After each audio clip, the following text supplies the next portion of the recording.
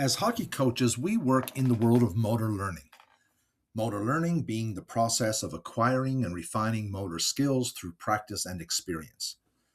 There are various motor learning theories, and depending on the theory of motor learning a coach subscribes to, it will impact how they believe skill is acquired, and by default, the coaching method used to help players acquire skill. However, coach education does not delve into these theories to provide coaches with knowledge and evidence they can use to choose appropriate coaching methods.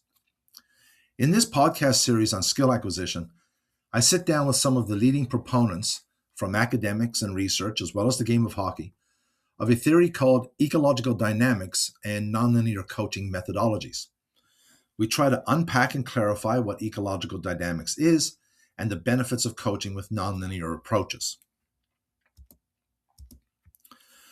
In the world of motor learning, there are essentially two distinctive approaches, linear and nonlinear.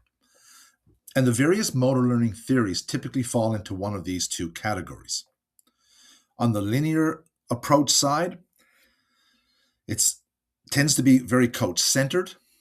It focuses on breaking down skills into simple parts, trying to teach an ideal movement pattern through repetitive block practice, and then reassemble those parts to attain a single correct technique. On the nonlinear side, however, we are athlete-centered. The focus is on adapting to game situations by manipulating practice constraints to encourage problem solving. And nonlinear approaches promote exploration and independent decision making rather than teaching rigid, one-size-fits-all techniques. One prominent motor learning theory on the linear side is known as information processing theory, while a prominent theory of nonlinear approaches is ecological dynamics.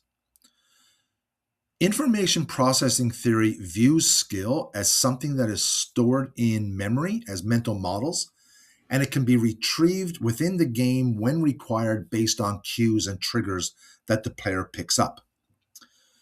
In information processing theory and linear approaches, we try to search for the ideal repeatable technique and create automaticity, often referred to as muscle memory. And in information processing or linear approaches, the use of prescripted and scripted instructional approach is very high, with a reliance on isolated and unopposed drilling.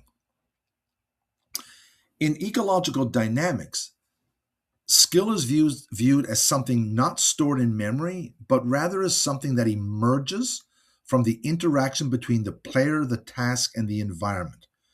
It's adaptable. It emphasizes perception-action coupling and the use of a constraints-led approach.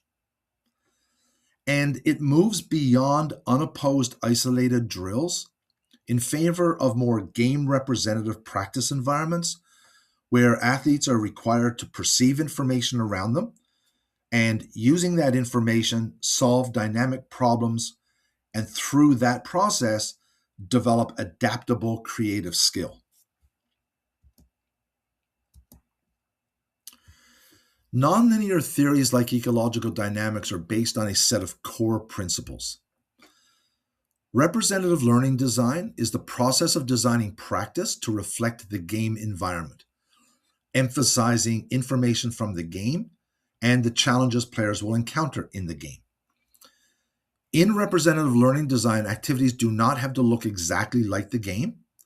They just need to provide players with the same information and problems the game will present. So things like small area games, low organized games, serve a purpose in a representative learning design approach.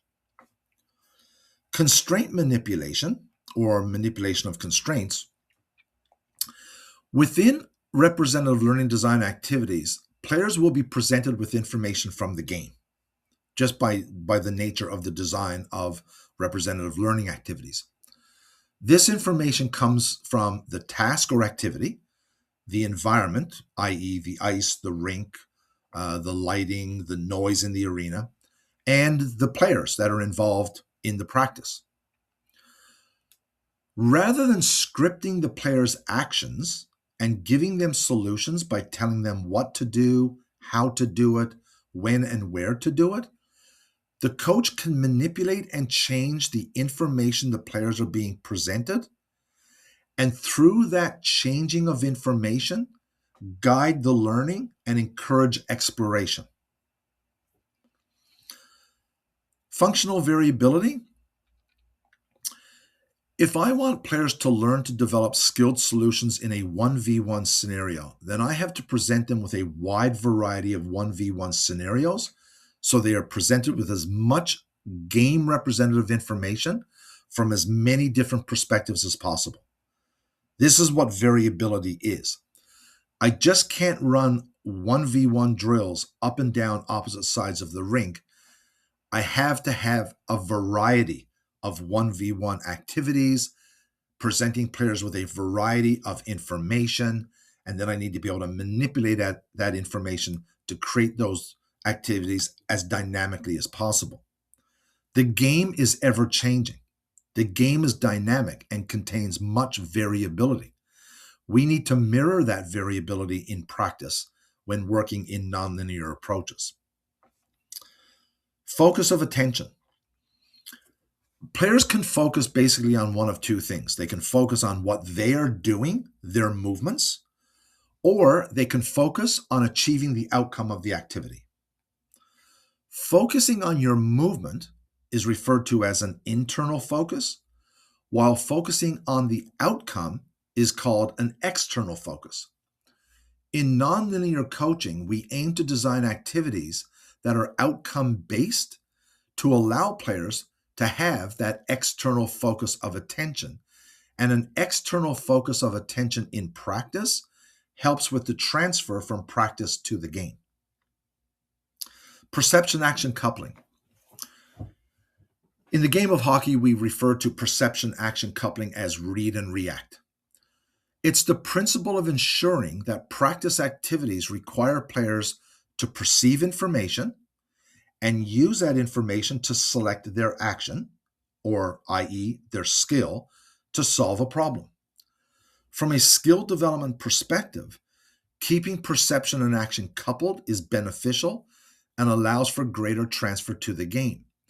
When we decouple, or when we separate perception and action from each other, in other words, we now have players running isolated, unopposed drills where they don't have to perceive, they are just acting, then we move further away from skill acquisition and more into technical proficiency or technical confidence. I hope you enjoyed the series. Please leave a comment on any of the videos you watch, and good luck in your coaching.